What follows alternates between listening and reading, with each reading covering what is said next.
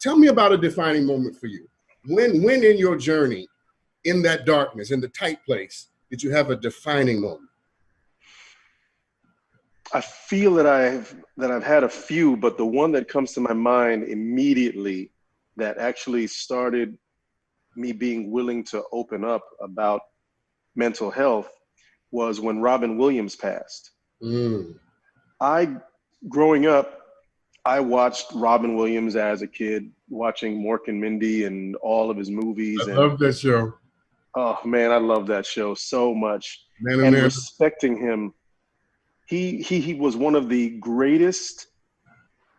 Uh, I'm not even gonna say comedians because he was so much more in terms of his art. And when I was a kid, I latched onto what he was doing.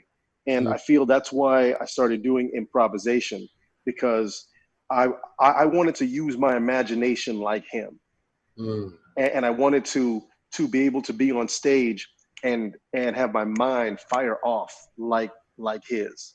Yeah. And I was blessed enough that on the first run of Whose Line Is It Anyway, Robin was one of our guests. And he said to me, he said to 26-year-old Wayne, he said, you know, I'm doing this show because I watch it and I love you. And I said, I wanted to do it if I could do a song with you. What? To have Robin Williams say that to me, and we had an amazing time. We shot a couple episodes, and throughout the years, at various comedy festivals, I'd bump into him. So when I heard that he passed by his own hand, Mm. I was in a place where I felt very dark. You Mm. know, I spoke last segment about that clock I had ticking in my head, Mm-hmm. and around my 42nd or 43rd birthday, that's when we lost Robin. I dropped my daughter off at school, and there was something that happened. It was just the act of dropping her off, and it was on my birthday, and I felt so alone all of a sudden. Then I Mm. heard about Robin, and at that second, I thought, if this man who inspired so many people had all this love, had money that he could throw around, and had all the trappings that you would attribute to success, could make you laugh like this, always had a smile and a joke. If he could do that behind closed doors and and do away with himself with another person in the house, but behind a locked door, what chance do I have? Mm. And I thought about that. I was like, what do I need to do to protect myself? Because if he lost that fight, Yeah. What about me? what's what's to stop me from losing my fight? And And what at what that was your point, answer to that? How did you survive that moment and come out of that moment? Because I think that you're framing it perfectly. I mean, there's no more brilliant question than that. Than when one asks oneself in the heat of the moment when the rubber is meeting the road, what about me? How did you mm, survive that? I thought about my daughter, and I said, I don't feel like I'm at a place where I would harm myself. But Mm. I was thinking about future Wayne because I'm like, if this Wayne feels this way, what's future Wayne going to feel like Right. if I let this build? And I said, Yeah. I'm not going to leave my little girl by herself. I'm not going to leave my grandma by herself wondering what happened to her grandson. I'm not going to leave a legacy like that. I'm going to speak right now. And that day, my ex-wife, who is also my best friend and my producing partner, she insisted. I asked her for help. I said, I want to talk to a therapist. Now, when we were married, she tried to get me to talk to a therapist because she saw something in me. Because she would say, Wayne, there was such a difference between you off stage and when you're on stage, and people. I was like, stop it! You don't even know about. So I listened and I said, yes, I want to go talk to someone. And Yeah. that was the most. It was the first time in years that I just went, bleh, Yeah. and I haven't stopped since.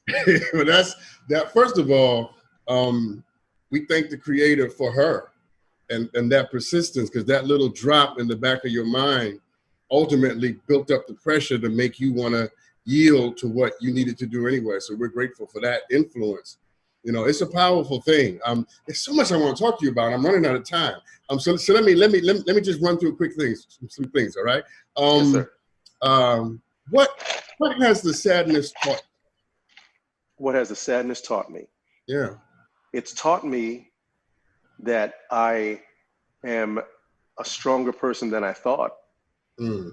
It's taught me that it's taught me to have patience, because you know that saying, and this too shall pass. When you're younger, you don't have any time for that. Right. Now, I understand that there are times when, especially in this time of tumult, especially with us being hunted and killed, especially with this divide that's happened and everybody going through it, I've learned that sometimes, instead of, especially in the age of social media, you said what? I'm gonna get on you right now. I'm gonna get right. The sadness has taught me to just go, and I'm gonna sit in this for just a second, and I'm gonna address all of this as soon as I'm ready, instead of just jumping into it, because sadness would lead me to action, and it wasn't the right action. So I practice contrary action now. That's deep. That's rich. All of that's rich. Give me 2 more minutes. Can I have 2 more minutes of your time? Yeah, of course, of course. Okay, good. So give me 3 pieces of advice before I go into my rapid fire with you. Give me 3 pieces of advice that you would give people who are dealing with mental health right now, with all that's going on, the protesting, the emotions, seeing videos of Black people getting murdered in public. 3 quick pieces of advice that you would have for our brothers and sisters who are dealing with things that they're not talking about. Piece of advice number 1 is, in this time where every image that we see, and we have to see these images, but for every image of death and rioting that we see on that constant loop, especially now on social media, break away from that for a second and replace that image. And you can still keep that same energy, but replace it by reading a great work of Black art.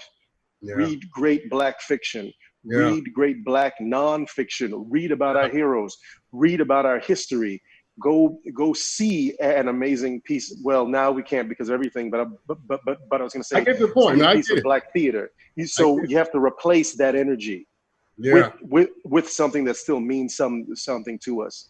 I would say piece of advice number 2, learn that contrary action piece. That you've got to take a breath. It sounds like some new age rah-rah, but I'm here to tell you there was nothing like a breath. Breathing will save your life, won't it? It will save your life. It can be the difference between doing something wrong and just staying the course. And give me the 3rd one. I'm running out of time. Give me the 3rd one. The number 3 is just be true to yourself. Because so much of this is trying to people please and trying to front, trying to keep it real. Only you can decide what's real.